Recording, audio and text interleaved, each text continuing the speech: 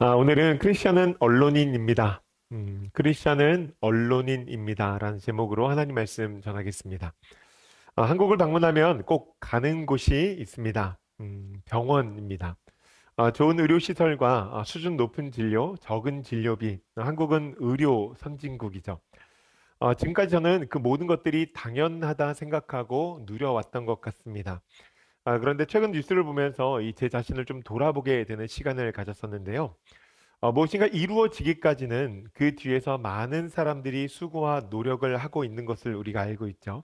이 정부와 의료진들이 많은 분들이 여러모로 고민하면서 국민들에게 어떻게 하면 양질의 의료를 제공할 수 있을까 고민하며 고생하는데 그 과정을 전혀 생각지 않고 지금까지 좋다, 당연하다라고 생각하고 누리기만 한 것이 참 부끄럽다라는 생각이 들었습니다.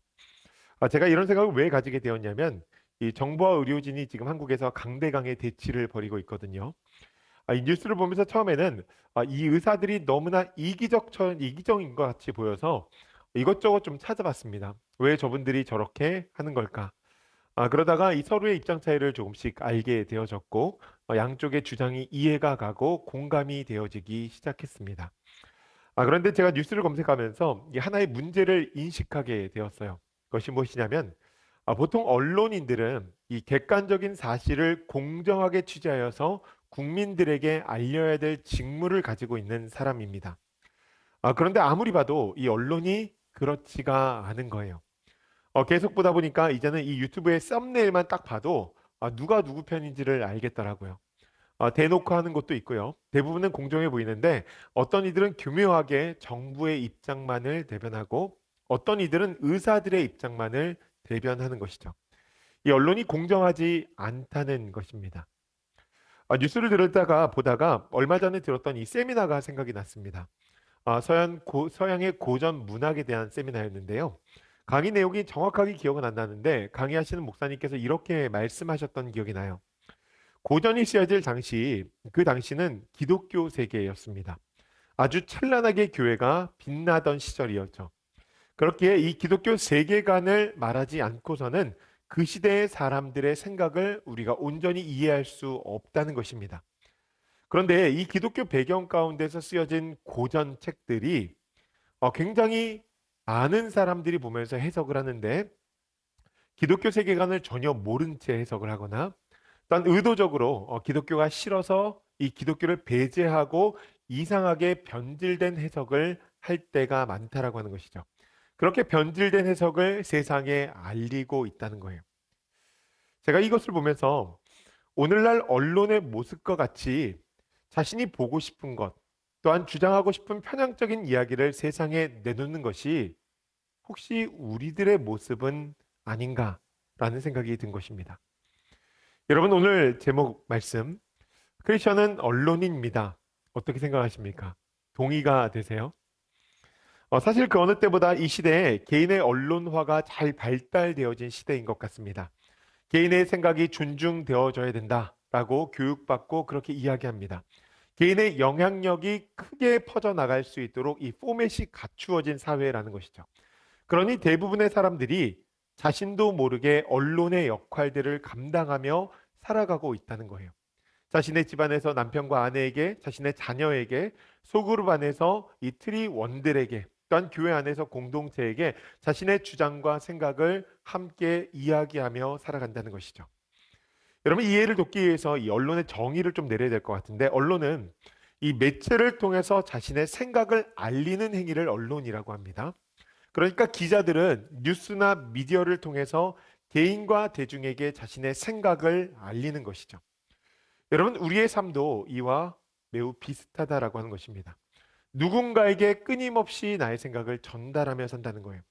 소극적으로는 주변의 지인들에게, 적극적으로는 이 소셜 미디어를 통하여서 내 생각을 사회 가운데 보도하며 살아간다는 것이죠. 무엇보다 크리스천을 언론인이다라고 정의한 것은 하나님께서 우리에게 주신 피할 수 없는 사명이 있기 때문입니다. 하나님 나라의 시민이 된 너희들 주의 말씀을 전하라. 가서 제장 삼아라. 가르쳐 지키게 하라. 하나님 나라를 알리라고 우리에게 명하셨기 때문이죠. 그래서 역사적으로 이 크리스천들은요, 개인과 대중에게 하나님 나라를 알리는 언론인의 역할을 맡아왔다라고 하는 것입니다. 오늘 우리 교회도 마찬가지죠. 40일간 저희는 계속해서 개개인들에게 복음을 전하기 위해서 기도하며 최선을 다해서 나아가고 있습니다. 그럼 우리가 최선을 다해서 하나님과 그분의 나라를 보도해야 할 것인데, 여러분 어떠세요? 여러분들 어떻게 잘하고 계십니까?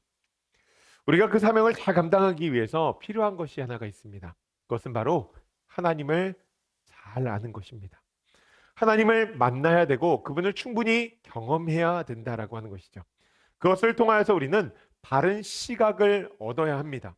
바른 시각을 얻지 못하면 편파적인 면만 보고 편파적인 보도를 할 수밖에 없거든요. 우리가 말씀을 읽고 듣고 묵상하면서 하나님의 통치를 경험해야 되고 그것을 전해야 되는데, 바른 시각을 얻지 못하면 우리 입맛에 맞는 말씀과 경험만을 보도하게 되어지는 것이죠. 그 편파적인 보도는 이 세상 가운데 하나님의 이미지를 왜곡할 것이고, 또한 결국 하나님과 교회를 세상 사람들에게 잘못 이해하게 만드는 이 사단의 전략에 걸려들 수밖에 없는 것입니다.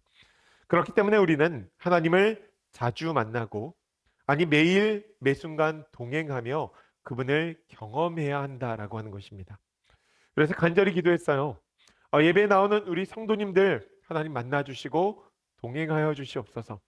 하나님의 임재를 풍성하게 경험하기를 소원합니다. 또한 우리가 사순절의 기간 가운데 신약을 통독하고 있는데, 하나님 이 시간 가운데 말씀이신 예수 그리스도를 깊게, 정말로 깊게 경험할 수 있는 귀한 시간 되어질 수 있도록 하나님 도와주시옵소서. 오늘 본문의 말씀을 보면요, 예수님을 그렇게 진하게 경험한 사람이 등장합니다. 그의 이름은 바로 삭개오이죠. 제가 온라인 서점에 가니까 쭉 보다 보니까 이런 제목의 책이 있어요. 바빌론 부자들의 돈 버는 지혜. 돈에 관심이 있는 게 아니라 이 바벨론이라는 단어에 관심이 갔습니다. 이 책은 100년 전에 쓰여진 책인데요. 최근에 한국에 번역이 되어진 것 같아요. 아마존 스테디셀러에도 이제 선정되었다고 해서 목차를 간단히 살펴보니까 이 책의 요약점, 딱 한마디의 중심 문장이 있습니다. 돈 버는 방법은 그 시대나 지금이나 다르지 않다. 풍요로운 고대 도시 바빌론은 사라졌지만 그 시대를 살았던 사람들의 지혜, 이 부를 이루는 방법은 오늘날까지도 동일하게 이 사회 가운데서 워킹하고 있다라고 하는 것입니다. 제가 그 책의 목차와 표리부를 잠깐 보면서 깨달은 것이 있습니다. 시대의 흐름에 따라서 시대는 달라지지만 이 사람들의 생각과 삶의 모습은 비슷하다라고 하는 거예요. 제가 설교를 준비하기 위해서 고대 로마를 배경으로 쓰여진 소설이나 드라마나 영화를 보니까 사람들이 가지는 생각과 가치와 삶의 모습이 오늘 우리와 크게 다르지 않은 것이죠. 시대는 다른데 사람들의 심리가 매우 비슷한 것입니다.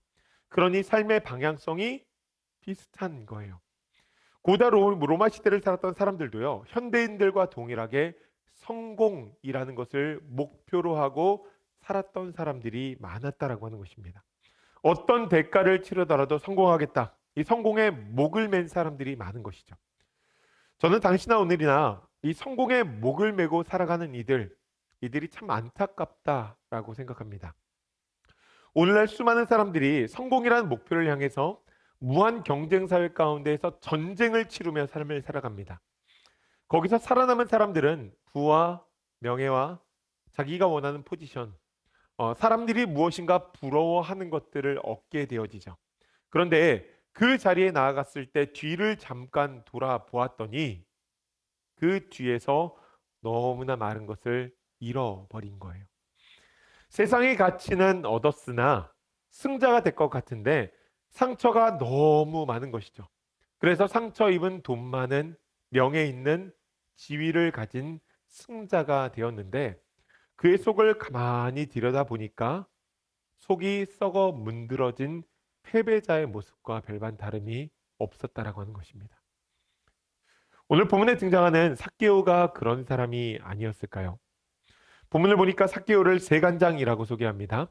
당시 팔레스타인 지역에는 이 세간 업무를 보는 곳이 세 곳이 있었는데, 그중 한 곳의 책임자가 바로 삭개오였습니다. 세리들이 오를 수 있는 가장 높은 곳에 오른 것이죠.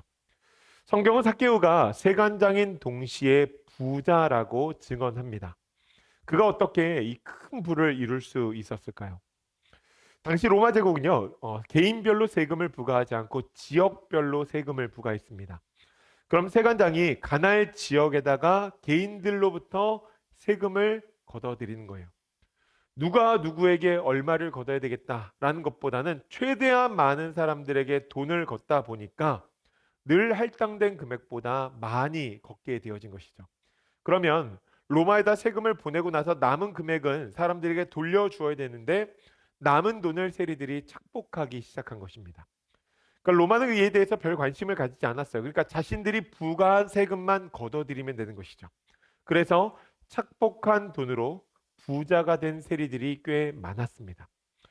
삭개오가 그 세리들 가운데 장이었으니까 아마도 엄청난 부를 축적하지 않았을까요? 어째 보면요, 삭개오는요, 민족이 처한 암울한 현실, 이 로마의 식민지가 되어서 참 어려운 상황 가운데에서도 열심히 노력하면서 치열한 경쟁 가운데에서 살아남았고 결국 세관장도 되고 부자가 되었다는 거예요. 그렇게 사회적으로 성공한 사람인 것 같아 보였는데 실제로 사람들은 그를 무엇이라고 불렀는가? 7절 말씀 보니까 이렇게 기록이 되어져 있습니다. 무사람이 보고 수근거려 이르되 저가 죄인의 집에 유하러 들어갔도다 하더라. 아멘. 죄인이다. 한 사람도 아니에요. 무사람이 보고 주변에 수많은 사람들이 삭개오를 죄인이라고 낙인 찍었다는 것입니다. 사람들이 왜 삭개오를 죄인이라고 낙인 찍었을까요? 당시 이스라엘 사람들은 이 종교적인 관점에서 선민의식이라는 것에 선민의식이 너무나 강해서 다른 민족들과 사회적인 관계를 맺지 않았습니다. 종교적 기준이 높은 이들은요, 이 다른 민족들과 손도 잡지 않았어요. 그런데 이 삭개오가 이방인과 섞여 있고 또한 세금을 걷는데 아주 많이 걷습니다. 심지어는 동족을 등쳐먹고 핍박하면서 그렇게 세금을 걷어서 부를 이루니 종교적으로나 사회적으로나 이 죄인으로 낙인 찍힌 것이죠. 사회적으로는 높은 포지션을 가지고 있기 때문에 성공한 사람처럼 포장이 되어 있으나 실제로 동족들에게는 계속 손가락질을 당하는 사람, 그의 내면 가운데 아마도 적지 않은 상처와 상실감, 공허함이 있지 않았을까요? 그가 삶을 살아가면서 매일같이 이런 생각하지 않았을까요? 이렇게 사는 것이 맞는 것인가? 내가 소망했던 삶이 이런 것인가? 마음의 회의감이 매일같이 들었을 것 같아요. 그런 와중에 저 멀리 세간에서 한 소식이 들려옵니다. 그것이 누가복음 5장의 말씀인데요. 그 후에 예수께서 나가사 레위라 하는 세리가 세간에 앉아 있는 것을 보시고 나를 따르라 하시니 그가 모든 것을 버리고 일어나 따르니라. 세리 레위라는 사람이 예수 그리스도의 부르심에 응답한 거예요. 아마도 레위도 삭개오와 동종 업계에 있으니 비슷한 고민을 하고 있지 않았을까요? 그러던 중에 예수님을 만나 그분을 따라가게 되어진 것입니다. 그가 일하던 중에 무단 이탈했으니 상부에 보고가 되어졌을 것이고 삭개오는 레위가 근무지를 이탈해 젊은 지도자인 예수를 따라갔다는 이야기를 들었을 거예요. 그리고 얼마 시간이 지나지 않아서 이 세간에 굉장히 큰 변화가 불어닥치기 시작하는데 그것이 누가복음 15장의 말씀입니다. 모든 세리와 죄인들이 말씀을 들으러 가까이 나아오니 아멘. 예수님께서 레위를 부르신 그 이후에 많은 세리들이 예수 그리스도의 말씀에 귀를 기울이기 시작했다라고 하는 거예요. 그것은 분명 이 세리들의 삶의 변화를 일으켰을 것이고 삭개오도 그 변화를 보고 느꼈을 것입니다. 그런 배경 가운데에서 오늘 누가복음 19장의 메시지가 시작이 되어지는 거예요. 삭개오라는 이름의 뜻이 무엇인지 아십니까? 순결함이라는 의미를 가지고 있어요. 삭개오의 부모는요, 악하고 험한 이 세대 가운데 내 아들이 좀 순결하게 자랐으면 좋겠다. 그 마음을 담아서 이름을 짓고 그렇게 소원하며 기도했는데 삭개오는 그 소망과는 전혀 다른 너무나 순결과는 동떨어진 삶을 살아갔다는 것이죠. 그것을 스스로 깨닫게 되었을 때 예수님에 대한 소식을 듣게 되어진 것입니다. 레위를 데려갔던, 또한 수많은 세리들을 회심으로 이끌었던 예수님이 자신이 살고 있는 여리고에 오신다는 거예요. 그분을 보러 나갔는데 사람들이 너무 많이 몰려서 막 발 디딜 틈이 없는 거죠. 그 앞에서 삭개오는 포기하지 않습니다. 그가 어디에 갑니까? 나무 위에 올라가요.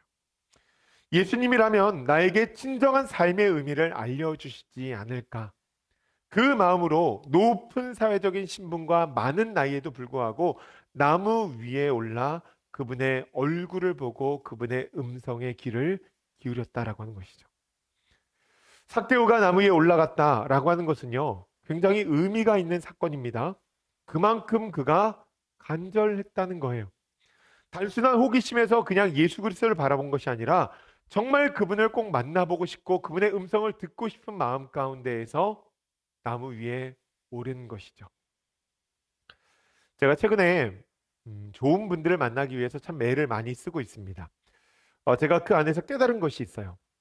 만남의 의미가 있기 위해서는요, 마음 가운데 간절함이 있어야 합니다.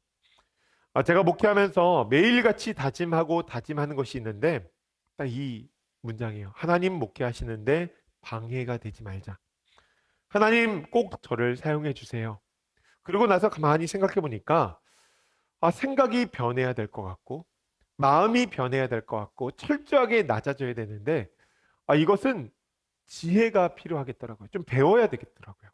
그래서 목회를 잘하고 계신 분이 계시면 그분을 찾아가기도 하고 그분들이 달라스에 오신다고 하면 일면식이 없어도 최대한 인맥을 이용해서 전화번호 알아보고 정말 텍스트 보내고 이메일 보내면서 만나주세요. 간절한 거죠. 그리고 만나면 사실 대부분 비슷한 이야기를 듣습니다. 그런데 제가 그 앞에서 딱 한마디, 정말 5분, 10분이라도 건져야 되겠다. 그 건져서 마음에 새기려고 굉장히 부단히 노력합니다. 이것이 어디서부터 시작되는 걸까요? 마음의 간절함, 간절함이라는 거예요. 여러분, 우리가 예수 그리스도를 만날 때 이런 마음이 있어야 한다라고 하는 것이죠. 예배에 나올 때 예배를 간절히 소원하는 마음이 우리 마음 가운데 있어야 한다라고 하는 것입니다. 여러분, 하나님 앞에 예배를 드리는 것이 얼마나 귀해요. 주님의 임재를 한껏 맛볼 수 있는 시간인데 간절함이 있다면 이 자리 가운데 여러분들의 심령에 놀라운 은혜가 부어지지 않을까요? 신약을 통독하면서 말씀이신 예수 그리스도를 만나는 시간, 간절함이 있다면 살아계신 하나님의 그 존재를 만날 수 있지 않을까요? 박물관이 살아있다. 박물관에 들어갔더니 그게 그냥 유적이 아니라 모든 것이 체험되어지는 것처럼 이 말씀이 우리의 삶 가운데 체험되어지는 것이죠. 무엇보다 이 간절함은요, 방해물을 뛰어넘게 만듭니다. 장애물을 뛰어넘게 만들어요. 삭개오가 예수님을 만나고자 했을 때 몇 가지 장애물이 있었습니다. 첫째로는 그의 체면입니다. 아무리 급해도 나이가 있는 어른이, 그리고 사회적인 신분을 가진 그가 나무 위에 오르기 위해서는 체면을 버려야 했다라고 하는 것이죠. 여러분, 주님 앞에 나아가기 위해서 체면 버려야 됩니다. 내 마음 가운데 내가 괜찮은 사람이야, 의인이야 라는 그 마음으로 예수님 앞에 나아가서 하나님과 온전한 대면을 가질 수가 없어요. 하나님, 저는 죄인입니다. 그 죄인의 심정을 가지고 나아갈 때 우리 마음 가운데 풍성한 은혜가 있을 거라는 거죠. 둘째로는 예수님을 둘러싸고 있는 수많은 군중들입니다. 삭개오가 나무 위에 오른 이유는요, 여리고 예수님께서 들어오셨을 때 정말 사람들이 구름처럼 몰려들었거든요. 그러니까 제자들은 그 앞에서 질서를 위해서 예수님 앞에 나오는 사람들을 어느 정도는 바리케이트를 치고 있지 않았겠어요? 그러니까 아마 상황이 굉장히 복잡했을 것입니다. 무엇보다 삭개오는 사람들에게 죄인이다, 낙인 찍힌 사람이잖아요. 그러니 예수님께 가는 것 자체가 사실은 눈치가 보이는 것이죠. 여러분, 우리가 예수님을 온전하게 만나기 위해서 버려야 될 것 중에 하나가 무엇이냐면 남들의 시선입니다. 예배의 자리에 나와서도 사실 찬양과 기도 시간 가운데에서 자유함을 갖지 못하는 것은 누구 때문이에요? 남들의 시선을 의식하기 때문이에요. 자신 때문이라는 것이죠. 여러분, 거기서부터 자유함을 얻을 때 예수님과의 깊은 만남 가운데로 들어갈 수 있다는 거예요. 셋째로, 분주한 일상입니다. 여러분, 매일같이 한 삶을 살아가는 것이 바쁘죠. 그런데 여러분, 그거 아세요? 백수도 바쁩니다. 진짜 바쁘기보다는 사실 마음에 여유가 없는 것이죠. 삭개오의 마음이 그러지 않았을까요? 생각할 것이 많고 정말 그 생각을 하다 보니까 걱정과 염려가 막 몰려오고 피곤하고, 여러분, 이것으로부터 자유함을 얻어야 한다는 것입니다. 마지막으로 심각한 방해물이 있는데, 삭개오의 마음에도 있었고 또한 오늘 우리의 마음에도 있는 것인데, 그것은 바로 불신과 의심입니다. 제가 여러 사람들을 만나서 이야기를 나누다 보니까 오늘 자신의 삶이 만족스럽지 않아도 어느 정도 포기하고 단념한 채 삶을 살아가는 분들이 참 많더라고요. 그리고 스스로를 격려하는 거죠. 그래도 내 인생 이 정도면 괜찮지 않아. 그 마음의 자세가 사실 우리 정신 건강에는 굉장히 좋습니다. 그런데 이것을 살짝만 돌려서 그 의미를 파악해 보면 이런 의미가 아닐까요? 예수님이 내 인생의 문제를 해결하면 좋고 아니어도 괜찮아. 간절함이 없는 것이죠. 여러분, 우리 안에 어떤 장애물들이 있는지 가만히 한번 생각해 보십시오. 우리 삶 가운데 예수님과의 깊은 만남을 방해하는 장애물이 있는 것, 여러분, 그것을 뛰어넘어야 된다라고 하는 것입니다. 그렇게 나무 위에 올라야 된다는 것이죠. 왜냐하면 예수님께서는 우리를 만나기 위한 플랜을 준비하고 계시거든요. 말씀을 보십시오. 삭개오가 예수님을 찾은 것 같아요. 그런데 실제로는 그렇지 않습니다. 예수님께서 삭개오를 찾은 거예요. 예수님께서 무리를 가로질러 그 나무 앞에 가서 이렇게 이야기합니다. 삭개오야. 여러분, 그의 이름을 부르셨다는 거예요. 하나님께서 여리고로 들어오실 때 어디 가서 지낼까? 삭개오의 집에 가서 지내야 되겠다. 그 계획이 있으셨다라고 하는 것이죠.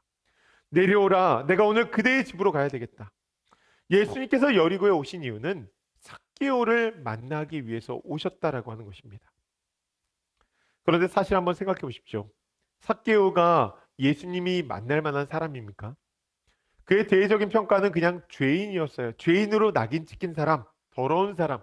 아무도 그와 친구하려고 하지 않습니다. 그때 주님이 그에게 친구가 되어 주신 것이죠. 여러분, 우리에게도 이 경험이 있지 않습니까? 그 따뜻함, 그 위로. 그래서 그분을 만난 모든 사람들이 이런 고백을 하잖아요. 맞습니다. 내가 예수님을 찾은 것이 아니라 예수님께서 나를 찾으셨습니다. 내가 먼저 주님을 사랑한 것이 아니라 주님께서 저를 먼저 사랑하셨습니다. 감사합니다. 무엇인가 오셔서 우리의 잘못을 지적하거나 지은 죄를 정죄하시지 않습니다. 그냥 연약한 그 모습 그대로를 받아주시고 품으셨다는 거예요. 여러분, 그분의 그 사랑의 깊이와 높이와 넓이, 여러분, 그것을 우리가 경험해야 된다는 것이죠. 그래야 바른 시각을 가질 수 있고 온전한 크리스천의 삶, 우리의 말과 행동으로 하나님의 나라와 그분을 세상에 보도할 수 있다라고 하는 것입니다. 예수님의 말씀을 들은 이 삭개오의 반응을 가만히 보십시오. 재빨리 내려와서 기쁘게 예수님을 맞이합니다. 그리고 자신의 집으로 모셔드리는데요. 집에 가서 뭐 했을까요? 성경 공부했을까요? 세리였던 레위가 예수님을 만나서 자신의 집에 들여서 이런 사건을 벌입니다. 누가복음 5장의 말씀인데요. 레위가 예수를 위하여 자기 집에서 큰 잔치를 하니 세리와 다른 사람이 많이 함께 앉아 있는지라. 아멘. 삭개오의 집에서 잔치가 벌어졌다는 것이죠. 여러분, 우리와 예수 그리스도의 만남, 그것이 잔치라는 것입니다. 그냥 작은 잔치가 아니라 엄청나게 큰 잔치라는 거예요. 아마 예수님이 삭개오의 집을 찾는다고 하자 이 그분을 비난하면서 많은 사람들이 이런 기대를 하지 않았을까 싶어요. 드디어 예수님의 심판이 시작되어지는구나. 예수님께서 그를 정죄해 주시기를 원하는 거죠. 삭개오, 너 진짜 죄 많이 지었지? 네가 그렇게 동족을 핏바라 먹으면서 버는 돈, 그거 다 버리고 나에게 와야지 내가 너와 친구 되어줄 수 있어. 예수님께서 그러십니까? 그러지 않아요. 잔치집에 가셔서 함께 교제하고 먹고 마시며 그리고 아주 적절한 타이밍 가운데 하나님 나라의 복음을 선포했을 것입니다. 그 메시지를 전하셨을 거예요. 그 보화를 발견한 삭개오가 잔치가 끝날 때 이런 고백을 합니다. 주님, 제 재산의 절반을 다른 이들에게, 가난한 이들에게 주겠습니다. 또 누구에게 사치한 것이 있다면 제가 그것을 4배로 갚겠습니다. 이 삭개오의 반응이 의미하는 바가 있어요. 무엇입니까? 하나님의 통치가 삭개오에게 임하기 시작했다라고 하는 것입니다. 자신이 지금까지 목을 메고 살아왔던 그 물질, 그 가치가 영원하지 않다라는 것을 깨닫게 되어진 것이죠. 진짜가 아니라는 거예요. 진짜 앞에서 가짜가 밝혀지게 되었으니 그 가짜를 포기한 사람이 되어진 것입니다. 하나님을 만나고 그분과 동행하는 사람들의 모든 특징이 무엇인지 뭐 아세요? 재정에 대한 새로운 관점입니다. 야곱이 베델에서 하나님을 만나고 고백하는 것이 있어요. 하나님, 이곳에 하나님의 집을 짓고 내가 10의 하나를 주님 앞에 올려드리겠습니다. 여러분, 우리의 삶 가운데 물질을 내려놓는다는 것은요, 굉장히 큰 의미가 있습니다. 제가 한 20년 가까이 사역의 현장 가운데에서 보고 들으면서 깨달은 것이 있어요. 그것은 무엇이냐면, 돈 많은 사람들이 헌금할 것 같죠. 여유가 있는 사람들이 헌금할 것 같죠. 그렇지 않습니다. 헌금은요, 믿음이 있는 사람들이 합니다. 삶의 여유와 다르게 믿음을 가진 사람들이 공급하시는 하나님을 고백하며 헌금한다라고 하는 것이죠. 제가 우리 아이들에게 이것을 교육하기 위해서 얼마나 애를 쓰는지 모릅니다. 용돈 주면서 10에 하나 챙기라고 이야기하고 주일 헌금 토요일 저녁마다 챙겼냐고 확인하고 스스로 하나님 앞에 드렸으면 좋겠어요. 그렇게 교육합니다. 왜냐하면 하나님이 진짜 누구신지 알려주고 싶거든요. 오늘날의 젊은 세대들이 그렇게 헌금하지 않는다고 사람들이 이야기하는데 하나님께서 자신의 삶을 책임지고 계신다. 하나님께서 무엇을 공급하시고 무엇을 위해서 공급하시는지 안다면 여러분 그거 하지 않을까요? 거기서부터 거룩해지기 위해서 자신의 향유 옥합을 깨는 것이죠. 재정의 변화가 생기면 헌금뿐만 아니라 자신의 삶의 영역 가운데서도 끊임없이 물질을 흘려보내기 위해서 선교적인 삶을 살아갈 것입니다. 무엇일까요? 어떤 상황 가운데서도 하나님의 나라를 보도하기 위해서 애를 쓰는 것이죠. 예수님과의 인격적인 만남을 통하여서 바른 시각을 얻은 사람은 하나님 나라의 진정한 언론인이 되기 위해서 자신의 향유 옥합을 깨뜨린다라고 하는 것입니다. 전 그래서 우리 교회 성도님들이 바른 시각을 가지고 건강한 신앙생활을 하기를 소원합니다. 그냥 편파적인 보도가 아니라 하나님의 복음을 온전히 선포하며 나아갈 수 있는 주의 백성들이 되어지기를 소원해요. 제가 보니까 우리 성도님들 잘 알고 계세요. 그렇다고 해서 우리가 유혹이 없는 것은 아니잖아요. 그렇기 때문에 늘 간절한 마음으로 하나님을 사모하며 주님을 뜨겁게 만나기를, 예배를 준비하고 그분의 일상 가운데서 주님과 동행하기를 소원하고, 그래서 우리의 입술 가운데서 저는 그냥 괜찮아요 이것이 아니라 저는 주님, 예수님이 필요합니다. 예수님 나와 좀 동행해 주세요. 내가 언제 어디 있던지 간에 하나님의 이 복음을 전달할 수 있는 하나님 나라의 언론인이 되어지기를 소원합니다. 그러니 성령의 능력을 더하여 주세요. 삭개오처럼 다 큰 어른이 나무 위에 올라가서 예수님을 만나고자 했던 그 간절함. 여러분, 우리가 그렇게 주님을 찾는다고 한다면 주님은 매 순간 우리와 동행해 주실 것이고 우리의 원래의 가치, 그 순결함, 그 거룩한 주의 백성으로 삼아 위대한 사역에 헌신하며 살아갈 수 있도록 도우실 것입니다. 여러분, 우리가 삶 가운데 누리는 것은요, 그 위대한 사역을 위해서 하나님께서 주시는 모든 것들 가운데 콩고물 요만큼인 거예요.